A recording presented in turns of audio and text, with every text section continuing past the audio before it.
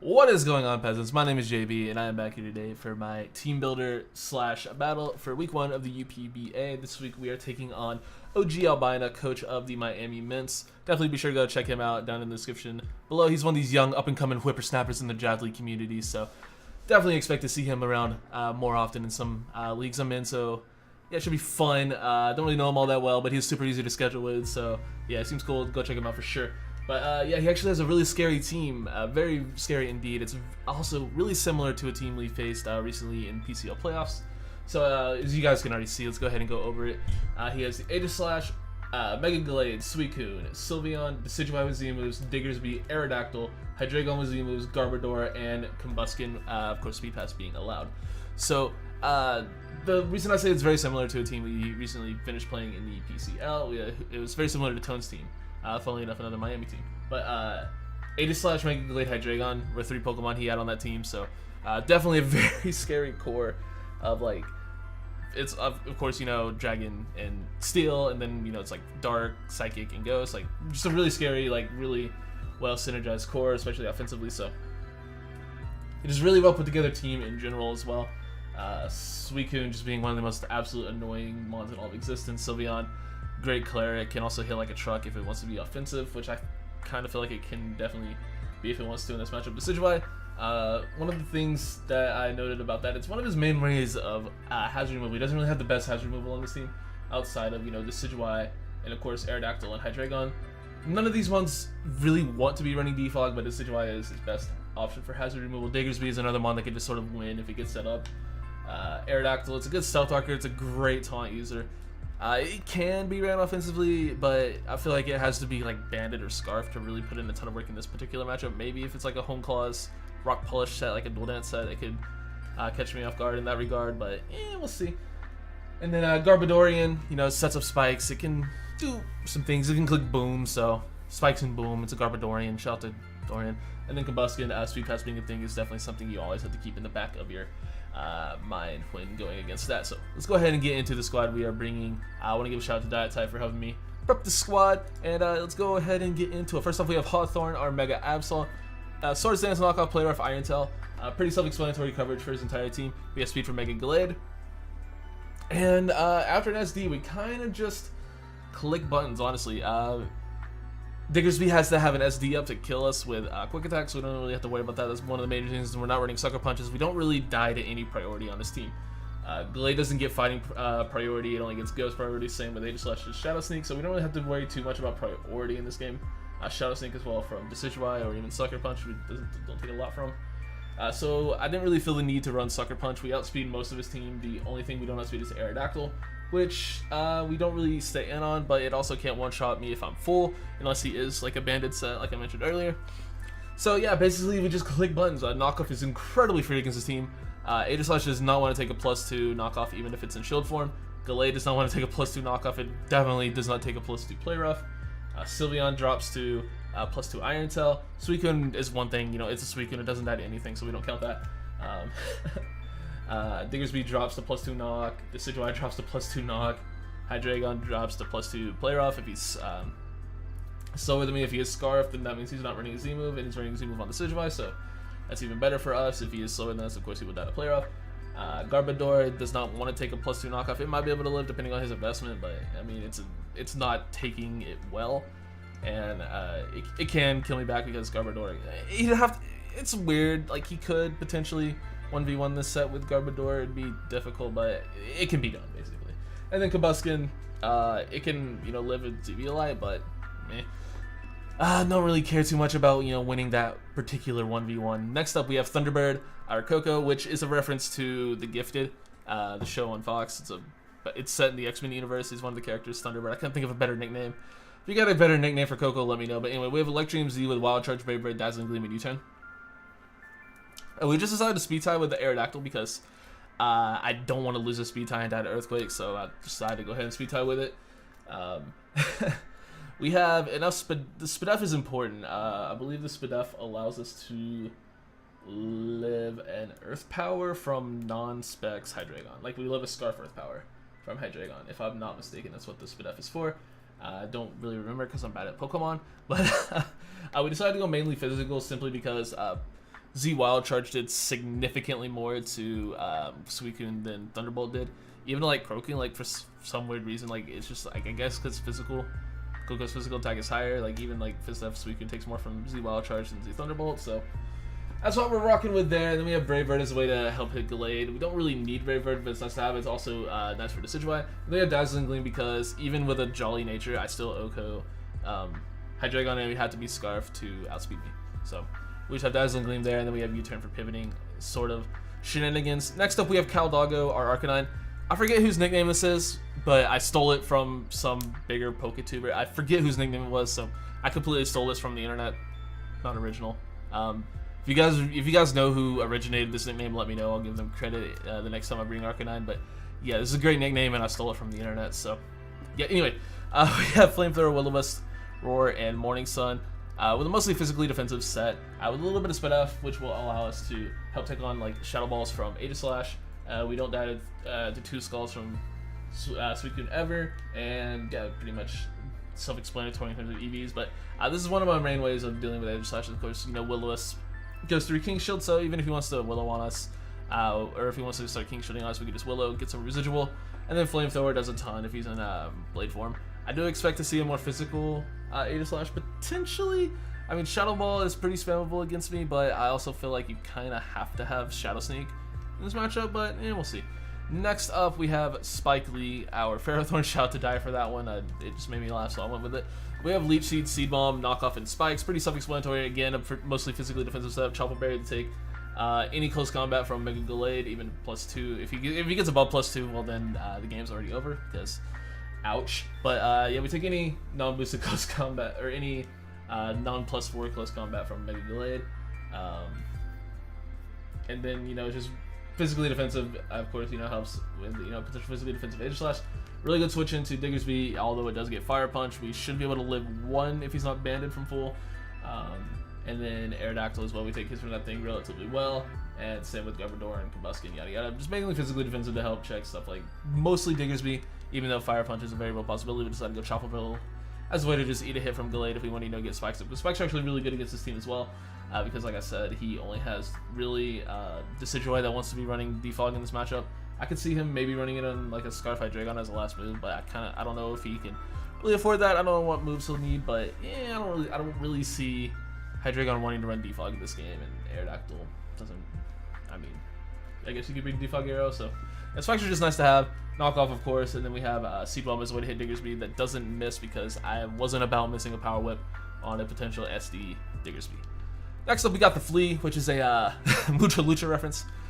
We got Hawlucha, just standard electric seed. We have SD, Acrobatics, Throat Chop, and Drain Punch. Very self-explanatory. The speed will allow us to outspeed, I want to say, 144 speed. What the hell is that for? These aren't level 50, so it's going to take me a second to figure it out.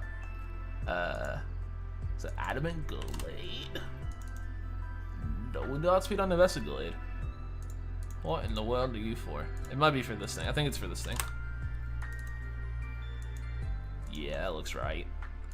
Yeah, it is. Alright, so we outspeed Jolly Diggersby before terrain, so outspeeding that thing is very nice. We should be able to live 1 quick attack if he does want to go for that, because we know we do have a ton of HP invest, so we will outspeed Jolly Diggersby, and then pretty much just standard Hawlucha, SD, dual stab, throat chop to hit Aegislash.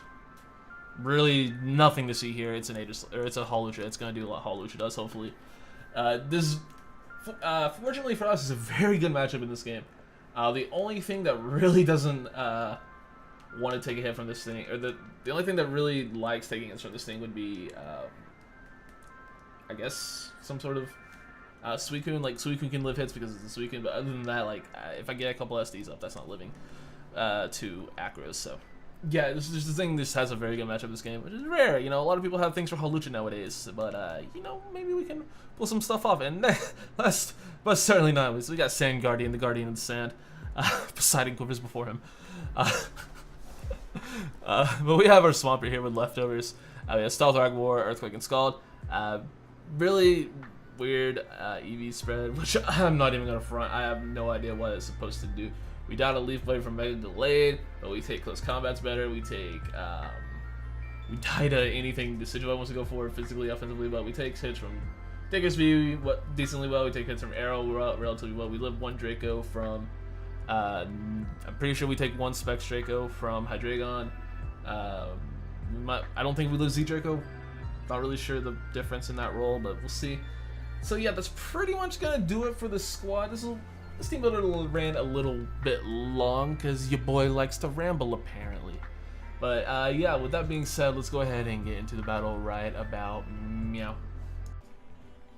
Okie dokie, so getting into the game, you can see we ended up post-coming this one. I want to try to start getting back into live comms because I'm sick of being a lazy prick and having this capture card and only using it to record my game. So I'm probably going to try to live comm most of the season. We'll see, but no promises. As you guys know with me, I'm kind of a piece of crap when it comes to that sort of thing. But yeah, let's go ahead and get into this replay. As you can see, he ended up bringing the Aerodactyl, the Sylveon, the Hydreigon, the Mega Glade, the Edge Slash, and the Diggersby. So no Suicune was really nice to see. Like, you never want to deal with the Suicune if you can avoid dealing with the Suicune. So that was just freaking dandy indeed. But yeah, you can see he didn't really end up bringing, you know, the most. Oh god, I had a thought and I lost it. I'm just gonna click the button. But I'm pretty sure I just end up bleeding off a Parrot here, so I want to get my rocks up early, as he doesn't really have great removal. His only remover is weak to rocks, being the Aerodactyl, or like I said, potentially the Hydreigon. So yeah, we do just lead off with Sand Guardian, Guardian of the Sand. I hate me. I'm gonna try not to say that every time it comes out, but he's gonna lead off with Aerodactyl, as you can see. And I decided to just fire off a Scald turn 1, as nothing really wants to take a burn. So it's a pretty free Scald, as he ends up clicking the taunt turn 1 to prevent me from getting my own rocks up. So I'm perfectly okay with that. I can just go for a Scald, which could potentially 2-hit KO this thing, depending on his investment.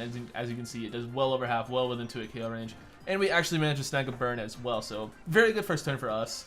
Yeah, we don't really have to. We don't have our rocks up, which is kind of annoying. But he's going to be able to get his up here, which is what it is. And I believe I just go for yet another Scald, and I will finish off the Aerodactyl turn 2. So that's pretty swell with me. If I do say so myself, getting a kill this early in the game. So Sand Guardian picking up the first kill of the season for the squad. So he's going to bring in John Jr., which ends up being the Hydreigon. Figures. Shout out to John, he's a new homie as well. But he's going to fire off a Dark Pulse, which you can see it's not going to do a ton of damage, but it does a solid amount. I can, just sort of take these. I just want to fire off a Skull, just sort of gauge what he wants to go for, and potentially, catch him on like a U-turn or whatever. I just want to see how much it did and like what he would end up going for. As what Todd does end up wearing off, so he will end up going for yet another Dark Pulse, which I can take very well and not have to really worry about dying to another one. So I will just get my rocks up here, which is fine. Forcing him to defog if he wants to get rid of them. I don't really mind rocks too much this game. What in the hell? My dog just tail thumped the heck out of my doors. Like, come on, man. But I'm just going to go into Coco here, as I think he is at this point probably potentially choice locked, as I don't know why he wouldn't drop a Draco on the second turn, as I stayed in. But Draco, maybe he didn't want to click it on the Coco play, but he goes for another Dark Pulse, which really does lead me to believe he's potentially choiced. And as you can see, that actually does a ton of damage to my Coco, so I'm thinking at this point he might be Specs.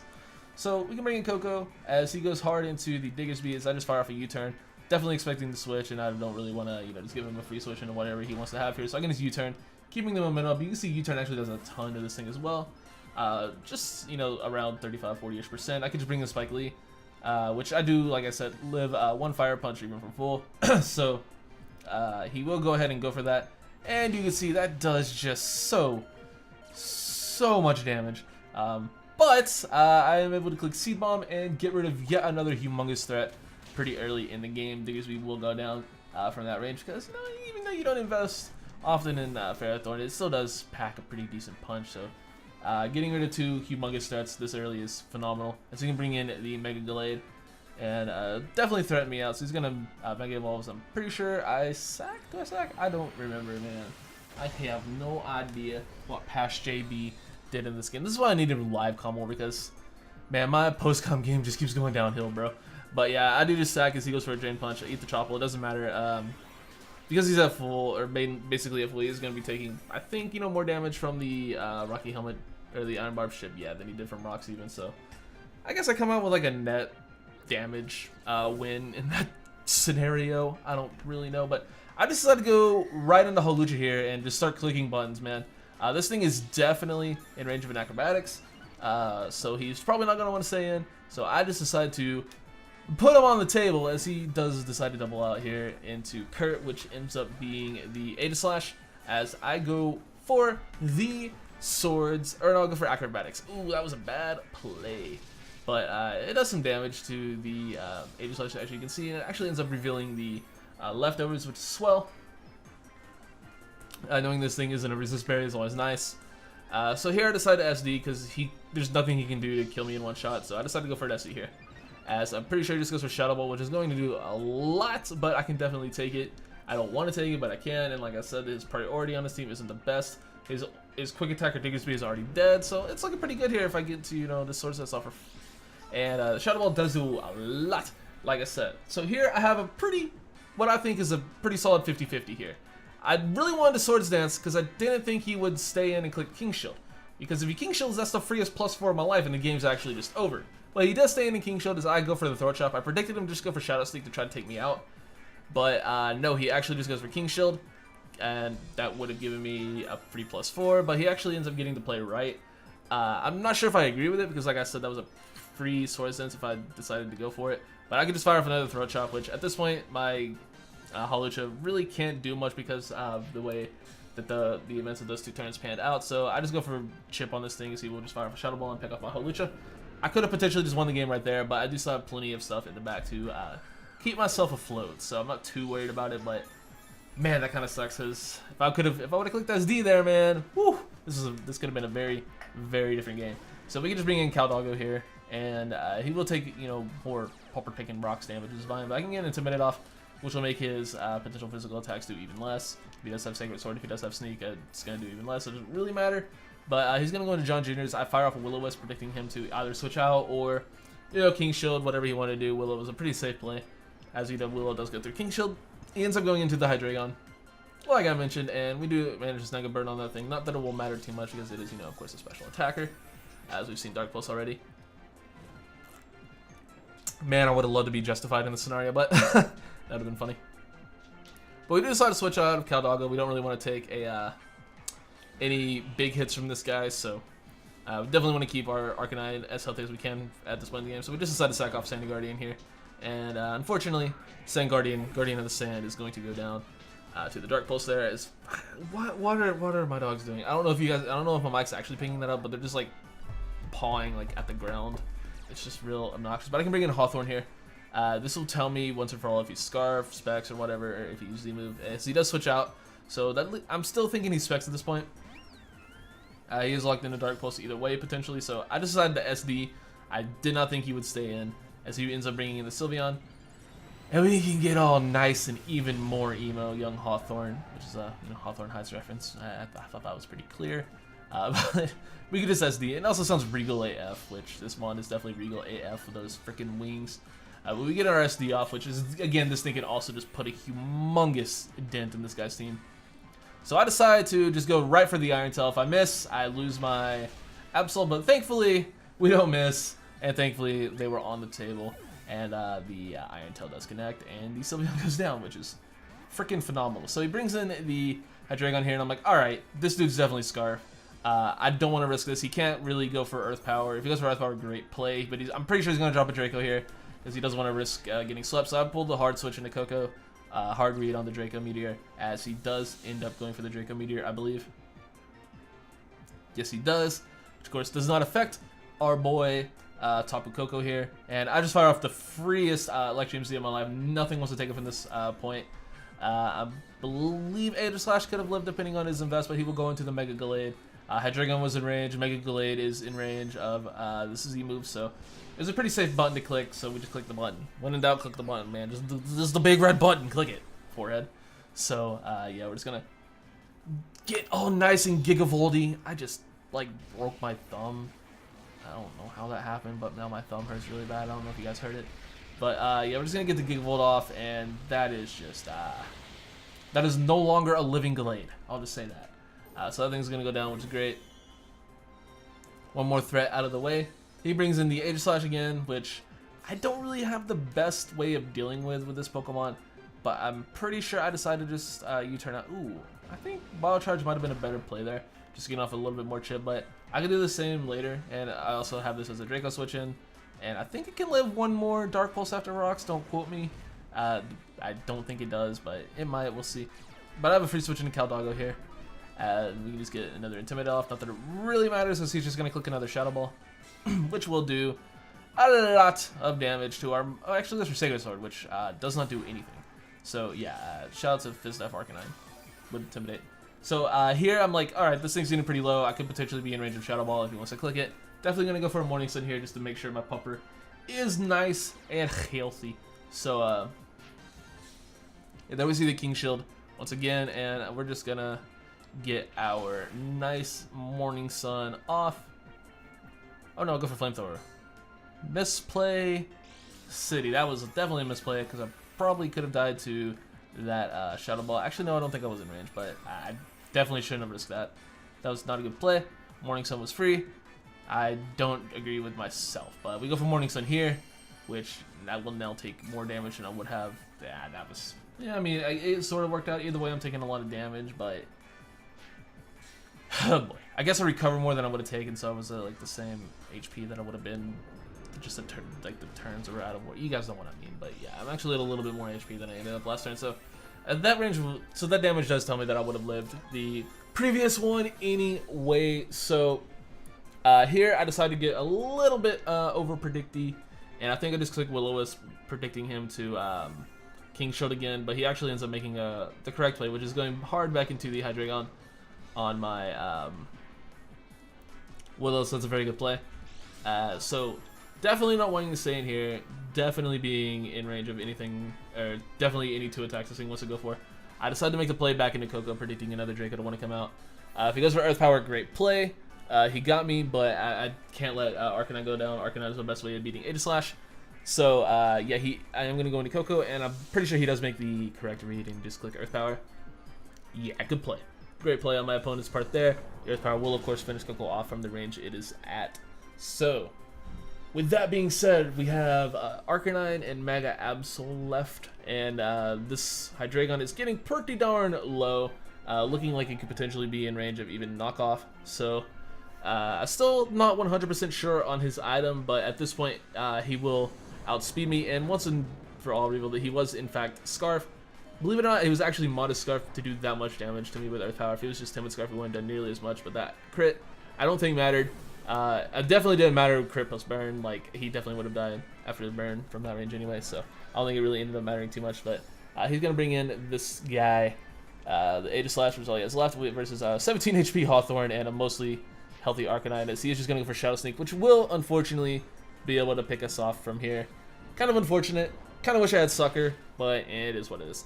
So that thing is gonna go down. Hawthorne doing a couple things. It did I for its debut. Got a couple kills. We'll take it. We'll take it. But it comes down to this Caldoggo versus the Swordy thing, the stabby McStab guy. So really, it's just gonna come down to if he can get the damage off, enough damage off on me to the point where I can't recover it off. Basically, is what it's gonna come down to. If he can get like Spadef drops with Shadow Ball and whatnot. I decided not to go for Will-O-Wisp here. I decided to go straight for the Morning Sun as to not, keep myself for sure out of range of 2 Shadow Balls. So yeah, we'll just Morning Sun on up, get basically back to full HP. Definitely back to full HP after the leftover. So we're for sure out of range of 2 Shadow Balls. Not counting like a crit Spadef drop. Obviously, if he Spadef drop or like Spadef drop into a crit, either or. It's pretty bad. So I can go for Flamethrower here. He is in his defensive form, and you can see this still does a really solid amount. He's now well below half. He'll just get a nice and Shadow Ball off. You can see just how much it's going to be doing to me. It takes me from 197 to about 118. That was a really high roll compared to the last one. Actually, no, it wasn't that much higher. It was only like 4 points higher, but it's still a higher roll than the last one. But you can see we're out of range of 2 Shadow Balls. From full, so we can definitely live another one and then just keep firing off Flamethrowers. But I'm gonna go for the Will-O-Wisp here, predicting him to want a King Shield. I just wanted to get guaranteed damage in case he wanted to King Shield there. I thought he might. It wasn't really like the best play, but either way, he's after Intimidate. He can't kill me with Shadow Sneak from what will end up being 60 HP. So it could have been potentially a misplay had he gotten a Spadef drop. but you know, I just went for it anyway, and it ended up working out, thankfully. So I will recover one more time here just to keep myself out of range. As you can see, he'll go for the Shadow Sneak. Crit would not have killed me. As you can see, it only did 11. So yeah, we're just gonna Morning Sun, and then we're gonna fire off a Flamethrower to finish it off next turn. Again, that could have been potentially a really big misplay had he gotten a Spit Half Drop, but thankfully he did not, or even a crit. I don't think a crit would have killed me, but I think a Spit Half Drop definitely would have ended up mattering, because he could have, you know, King Shielded and then taken less from the next Flamethrower. So again, potential misplay. Did it end up mattering? Maybe. Was it a huge deal? I'm not really sure. But we don't have to worry about that timeline because we're not on that timeline. So there's definitely a timeline where he won this game. But thankfully, we will manage to pull off a very well played 1-0 win against OG Albina. Definitely be sure to go check him out down in the description below, like I mentioned in the team builder. He's a good dude and a really well played battle for sure. He started off on kind of like a back foot. He did a very good job of bringing that back as well as he did. So mad props for that. And that's pretty much going to do it for me, guys. Thank you so much for watching, and I will see you all in week 2. Peace. Stop.